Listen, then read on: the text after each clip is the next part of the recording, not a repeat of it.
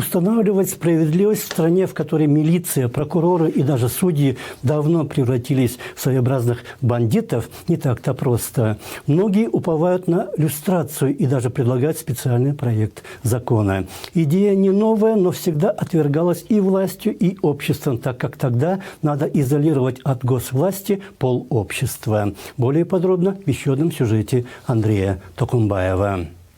Принятие закона о люстрации остается одним из самых обсуждаемых вопросов, начиная с митингов 5 октября. Но идея хотя бы временно ограничить на законодательном уровне возможность представителям прежней власти занимать ответственные государственные должности и участвовать в выборах и управлять делами государства витает в воздухе с 2010 года. Но попытки каждый раз терпят провал. Последний раз это произошло минувшей весной. 10 апреля Минюст отказал в регистрации выдвинутого инициативной группой «Люстрация» проекта закона о люстрации и предотвращения коррупции в Кыргызской республике. Отказ мотивировали тем, что документ якобы противоречит 9 статье закона о народной законодательной инициативе. И вот 16 октября о необходимости люстрировать представителей прежней власти заявил Садыр Джапаров. Очищение системы от коррумпированных и ангажированных чиновников – закономерный процесс. Большинство рядовых граждан просто устало от коррупции, считает руководитель аналитического центра. Садыр Джапаров объявил о том, что люстрация будет проведена.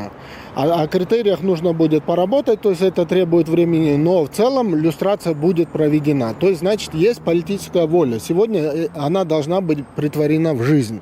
Потому что до этого было очень много заявлений, и они как бы дальше слов не шли. Не так давно о том же заявил и новый глава внешнеполитического ведомства Руслан Казакбаев. В ходе переговоров с главой МИДа России Сергеем Лавровым он сказал следующее. Новое правительство придерживается твердой и принципиальной позиции о бескомпромиссной борьбе с коррупцией, с бандитами, ворами и делает все возможное, чтобы ни один гражданин Кыргызстана или чиновник с коррупционным прошлым не пришли на госслужбу. Раньше такая инициатива исходила от ветеранов демократического движения, например, Топчубека Тургуналиева. Сейчас ее поддерживают в основном молодые предприниматели и гражданские активисты, опять же активно занятые в сфере бизнеса. Например, в Союзе предпринимателей считают, что люстрация нужна стране прежде всего по экономическим причинам, поскольку она может сократить коррупцию, тем самым появится возможность привлечь средства инвесторов, прежде всего честных и надежных. Они ведь опасаются иметь дело с госструктурами, в которых чиновники привыкли брать взятки и систематически не выполняют взятые на себя обязательства. Таким образом, экономика напрямую связана с политикой, рассуждает исполнительный директор Союза. И поэтому, если в государстве политически нестабильная ситуация, то и, соответственно, экономический кризис тоже наступает. Вот. В данном случае, вот после всех событий, которые произошли в Кыргызстане, необходимо вернуть доверие не только инвесторов, но и внутренних инвесторов и вообще граждан Кыргызской республики к государству.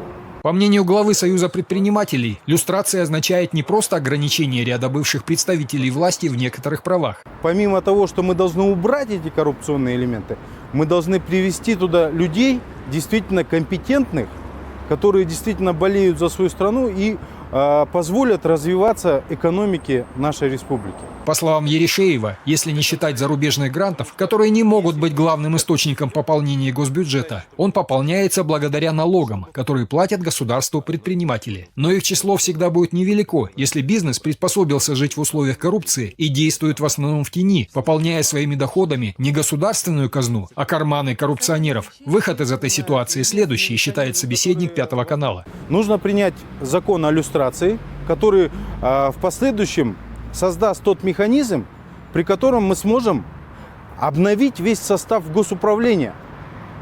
Ну, весь состав я не скажу, но, по крайней мере, те коррупционные элементы мы уберем оттуда. Особенную популярность идея люстрации приобрела после событий 5-6 октября. Люстрация, она нам необходима, так как она является инструментом по противодействию коррупции. Наша люстрация, она будет уникальной. Наша люстрация будет бороться с теми, кто работал против интересов Кыргызской республики. Но сторонники закона понимают, что он не должен противоречить Конституции, законодательной базе страны и международному законодательству. Наша люстрация, она не должна противоречить Конституции, она не должна противоречить резолюции ООН, она не должна не ущемлять чьи-то права. Наша люстрация, она должна быть обоснованная.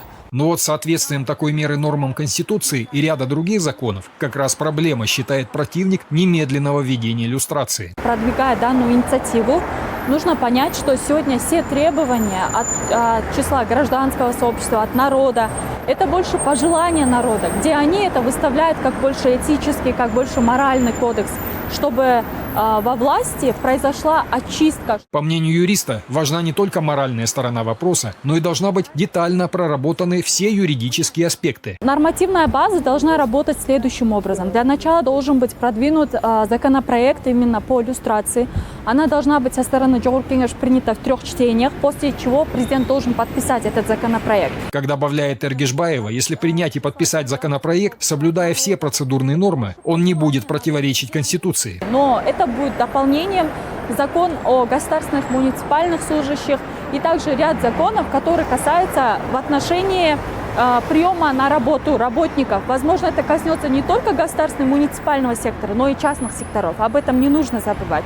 Экс-спикер парламента профессор Зайнидин Курманов тоже не советует рубить с плеча. Люстрацию в том виде, как ее понимают сторонники этой меры в Кыргызстане, политолог сравнивает с децимацией. Впервые она была проведена в Древнем Риме времен восстания Спартака. Тогда римский полководец, консул Марк Лициний Крас, казнил каждого 10-го воина из когорт легионеров после того, как они проиграли в битве с восставшими рабами.